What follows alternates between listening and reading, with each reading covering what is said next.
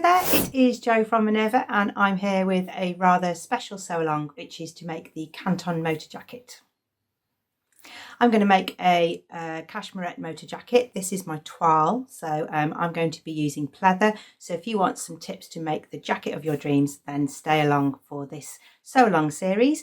I've had to split the pattern up into parts because it's a pretty epic make and it's a real slow sew that you can get your teeth stuck into. The pattern is for intermediate sewers or even experienced sewers. You can grade the pattern down a little bit. You don't have to put the zips in the cuffs. You can have just normal pockets without the zips on as well. So if you want to sort of take it down to an intermediate level, you can, or if you want to go all out and make a motorbike style jacket with all the hardware, then stay tuned for the full sew along.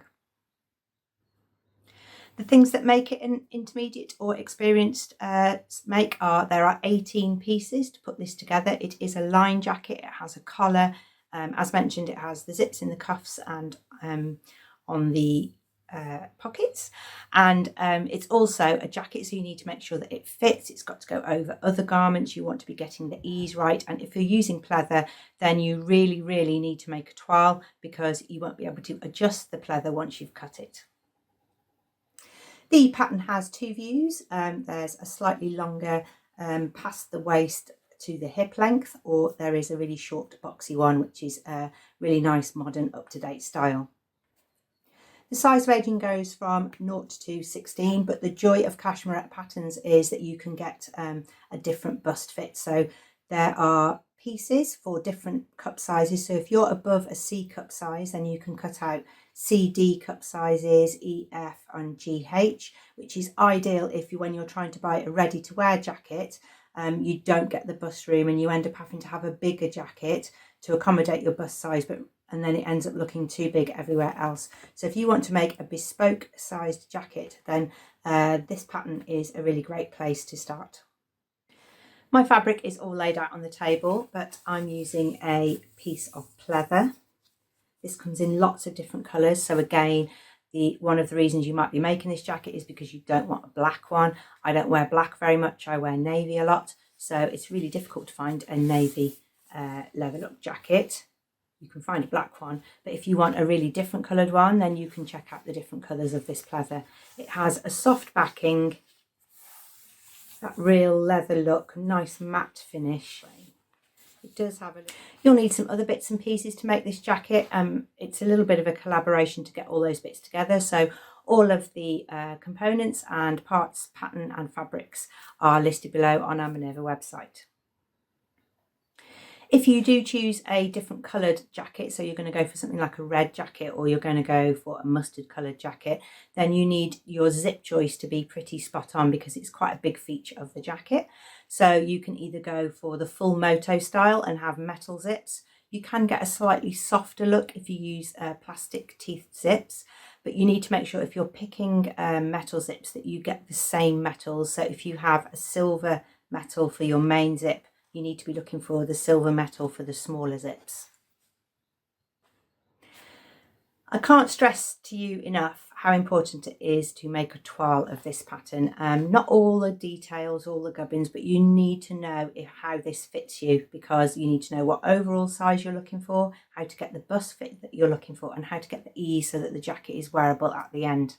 I've just used a really thick sort of gingham canvas. It's like the fabric you make chef's trousers from. And I had a piece of this and I didn't mind just using it up. And you don't need to make a whole garment. I've made one sleeve. I've put the zip in. I'm going to have to unpick that zip out, so I just did it with a long basting stitch. But I just wanted to make sure that I've got the waist landing on my waist, that I've got the shoulders landing on my shoulder line, so I need it to be here, not hanging towards the front and pulling the jacket forwards. I wanted to check the overall length. I wanted to check sleeve length. So I've made a few alterations and I can show you those on my flat pattern pieces at the cutting table. I've cut size 14. My main modification that I always have to make is I shorten the body. So I use the lengthen and shorten line to shorten the body. But then my pockets weren't in the correct place. So I've remarked where my pockets should go. if you do alter the overall length, you need to make sure there's 3 inches below your pocket zip to the hem. So my pocket, because I shortened the body, had then moved down, and then I wouldn't have had enough room to turn the hem. So I've put my pocket positions on. I've made sure that they're the same on both sides. When I wear it, I've got quite a bit of fabric here. Now, if I was making a fitted jacket, I would grade that out and I would change it. But because it's an over jacket, then I want to make sure that there's lots of room there in that sleeve head to have my jumper underneath, because I'm trying it on over a summer dress, but actually I need it to be able to go over larger items. It's got a really nice fitted style in the back with darts, and you can see here where my dart tacks are here, but I really let my darts out as well to give me a little bit more room around the waist for my own fit, and also to accommodate any clothes underneath. If you're using a boucle or a denim or a cord or another type of fabric, then you can make some of those adjustments as you're going along, but with pleather you absolutely can't. If I had sewn those darts in and wanted to let them out, then I would have lots and lots of needle holes in the back of my fabric. So a 12-foot of pleather garment is absolutely key. If you find from your toile that some parts fit well and some don't, then try not to change your hole sizing, maybe grade between sizes. I've just accommodated there that waist measurement by letting out the darts, but I could have graded the sides out a little bit. Try not to change the centre back line, because you've got to put a collar on here. So if you change that, you'll change your collar circumference. So you could grade between sizes. That's one way that you could change. The pattern is drafted for somebody who is 168 centimetres tall. That's 5'6". So if you know you're shorter than that, then you might need to change that lengthen and shorten line. If you have changed any dimensions in your jacket, then you might need to change some of your zips. So you might need to shorten some zips by taking some teeth off and putting new stoppers on. Or you could make sure that when you cut out your pattern, you make the areas where a zip is going to be the right length for the zips that you've bought. So you've got to decide, are you going to alter the zip or are you going to alter the pattern? It kind of goes without saying, if you're an intermediate or experienced make and you're taking on something like this jacket, you must put all your pattern markings onto the pieces. This is my toile, and I was just going through the instructions, checking them out, and I hadn't quite got one of my notches in the right place, so then my zip wasn't lining up properly. So you must make sure that you put the notches in the correct places, especially if you've changed anything about it, like the lengthen and shorten line, so that your jacket will come together easily during the sewing part. Today we're going to make some of the front and some of the outer shell. I'm going to split this video up into sections because it's quite a big make. So there'll be sort of 3 or 4 episodes, and we'll get straight into the sewing on the next ones. We don't need all this chit chat before, but you need to make sure that you can follow the instructions, and it's one of those sews where you're going to do it in small sections anyway. So it's quite a good idea to get your head around it in chapters.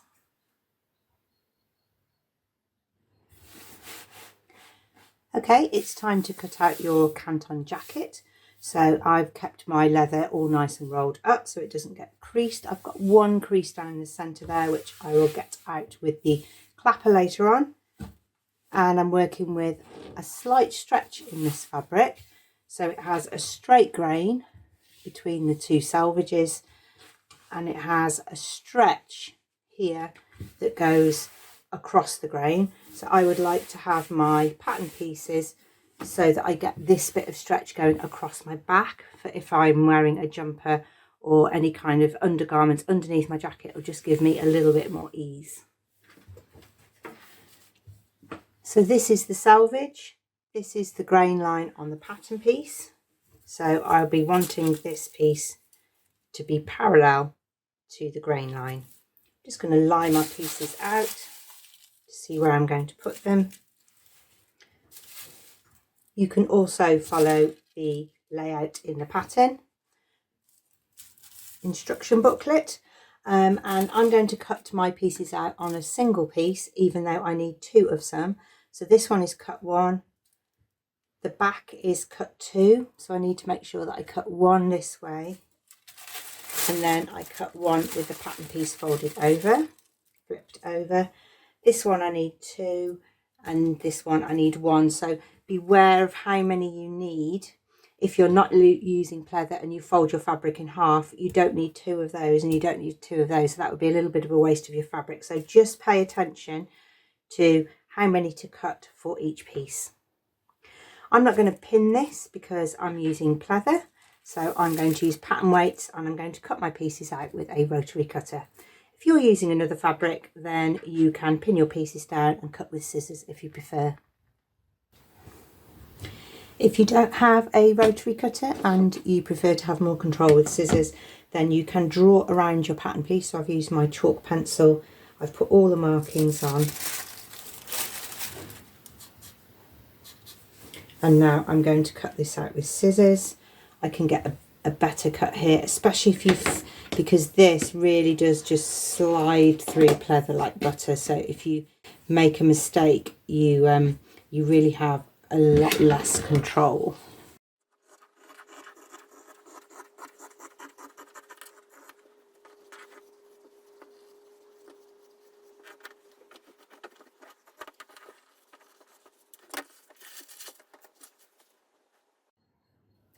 First up, we're going to sew the front, so we're going to put the zip onto the front edge.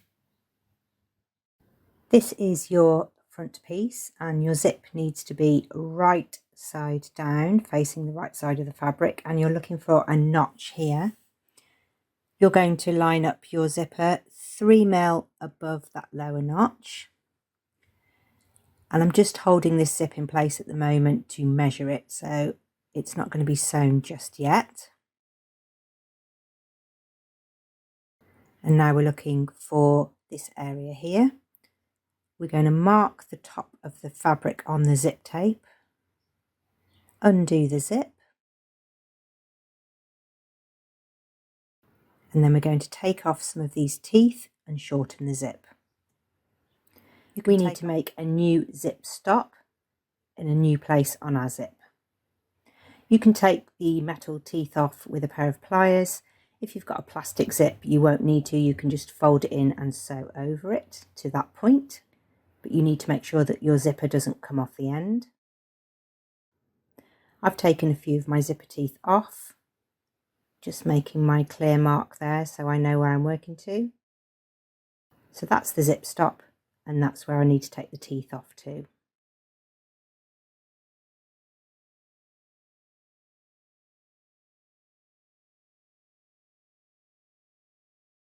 It should look like this. So these are the teeth that I've removed. I've got a new stop, which I made by sewing over the edge of those teeth. And then I've got a little bit left to cut off. I'm now getting ready to sew my zip on.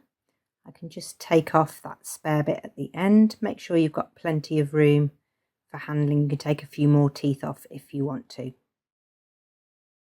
I'm going to use my adjustable zipper foot, and I can run that along the tape. And I'm also using a leather needle because I'm using pleather today.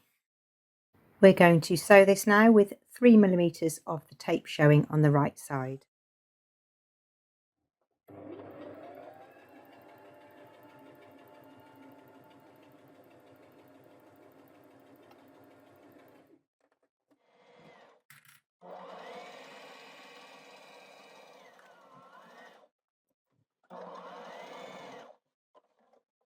Towards the end, you can lift your needle up a little bit and pass your zipper past the teeth so that you can get a really clean finish on the end.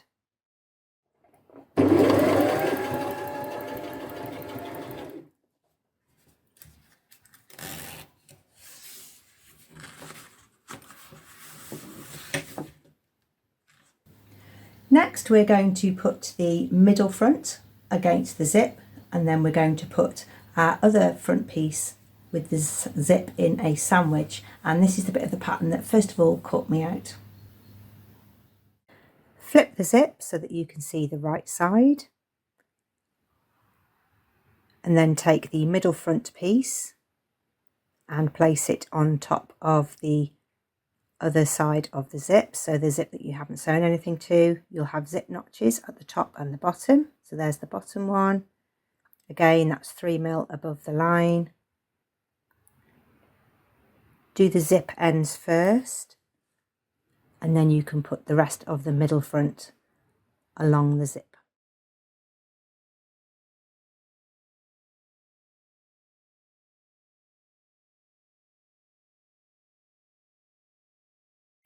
It should look like this, which mimics the picture. Got the zip, middle front, and your main front piece. Just check your zip notches are aligned, and your middle front will hang down lower, and it will create this little space here, but that's not wrong, that's correct to the pattern. I'm going to take the same 3mm line, but at the top of the zip, I'm just going to fold over the end so that it disappears into the seam. If you're working with a different fabric to pleather, then you will have one of these centre front pieces, number 3, will be interfaced. I'm not interfacing my pleather because it's quite a structured fabric. I want it to be quite a soft jacket, but that's your choice. So you should have your front piece, your middle piece, and now you're going to make a sandwich. And I find this quite tricky when I was putting my toile together to understand where to sew. So I'm now going to match up the zip notch again. So all of these zip notches are aligned. And now I'm going to match up my other markings. Got one here, got one here. Just move that curve in. And now I can take this right up to the shoulder. And you can see that my facing is behind here. So now this shoulder is the same width as this shoulder. From the back, you've got your middle front and your centre front both gripping the same side of the zip. I can use my zip line from before to make sure that I'm not interfering with the distance between the teeth here that I've got really neat on the front.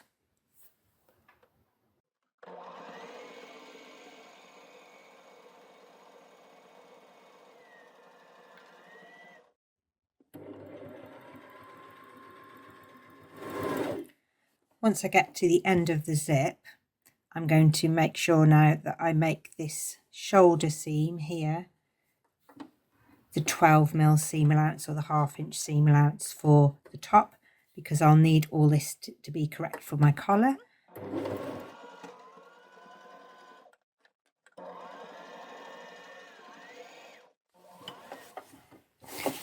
So it looks slightly unusual because you've got a smaller seam allowance here, and then it will grade out into the one for the shoulder.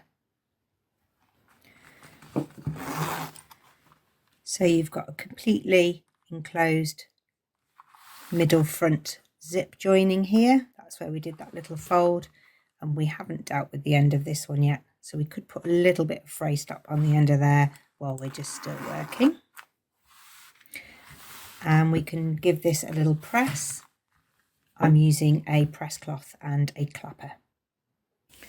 You'll need to test how you can iron with your pleather a little piece of spare fabric. I've got an Oliso iron, but on a silk setting. I know it's still really going to be too hot. Just have a test. And it's still too hot for the wrong side. It's made that really soft and rubbery. But the way that I'm dealing with these seams is I'm finger pressing them out, and then I'm heating up a cloth. So So I've got a piece of cotton and putting plenty of heat in the cloth. And I'm using that residual heat from there to push through the heat with the clapper.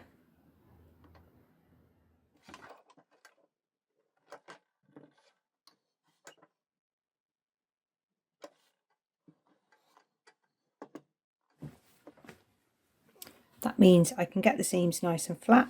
There's going to be an element of that sort of leathery bounce, but that's really opened up those seams and set the stitches. We're now going to top stitch down the side of the zip. I've put on my walking foot because it's stopping the leather from sticking to the foot and dragging. It feels a little bit loud and clanky, but I'm running the edge of that metal piece of my foot along the edge, and I'm getting a 6mm top stitch.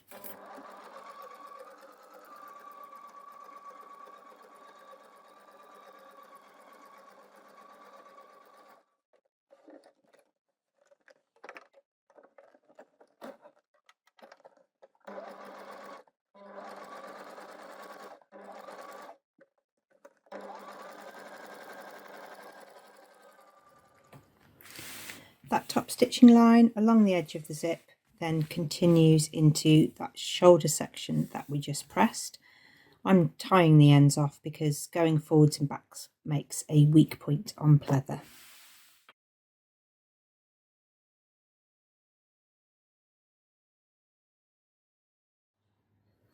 Now we can use those two curved pieces. They're the side front pieces, and they're going to complete the two front parts of our jacket.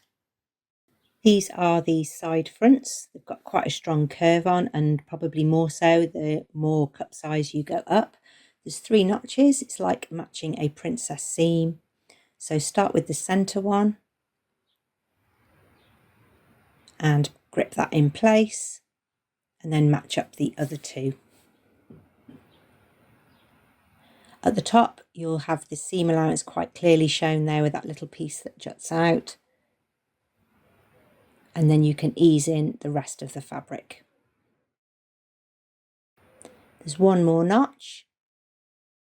And below that, you'll have the pocket markings. We're not going to sew that at the moment, so we're just going to sew to just above the pocket markings. Once you've attached it, you can tie off the ends, and you can give it a press using the method I showed you earlier, and do the same on the other side, matching up that princess seam. I'm skipping onto another piece of the pattern here, but I'm also going to put together the back piece, which is in 2 parts, and add the darts.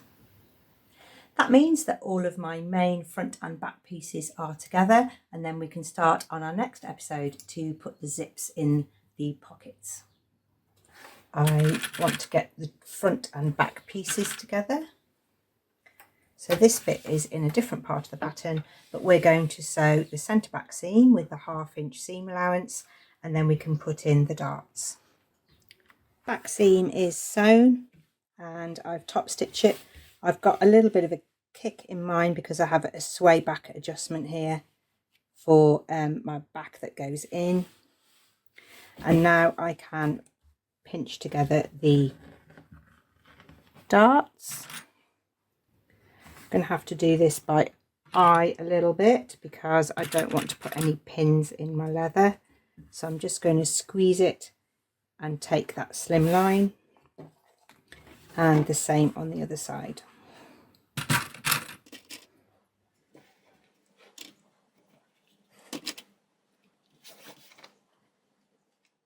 Once you've made the darts, you'll need a way to release them. So you can use your scissors to make little clips in your fabric. I'm not going to do that with pleather. I don't want to weaken it. So I'm going to do a cutout dart and take out the fabric, release the dart, and now I'm able to press that open using my steam cloth and my clapper. You can finger press it first. I've left one dot unpressed here, so this is the pressed one, and you can really notice the difference. It's really smooth, and this one has a sort of bumpy edge. You can see where the fabric's folding up and in on itself. So during this episode, you should have got your front piece together, ready to put the pocket in. Finished your princess seams, and you've also done the back and the darts, and open those up if you need to.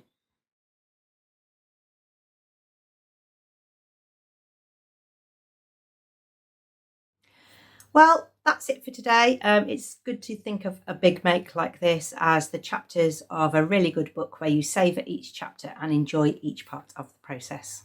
If you'd like to check out any of the products or the Canton jacket, you can go on Minerva's website, take a look at Minerva Makers. Some of these sample jackets are on there for you to see. It's really great that they have different sized models and people wearing this jacket, so you can really get a flavour of how it could fit into your wardrobe.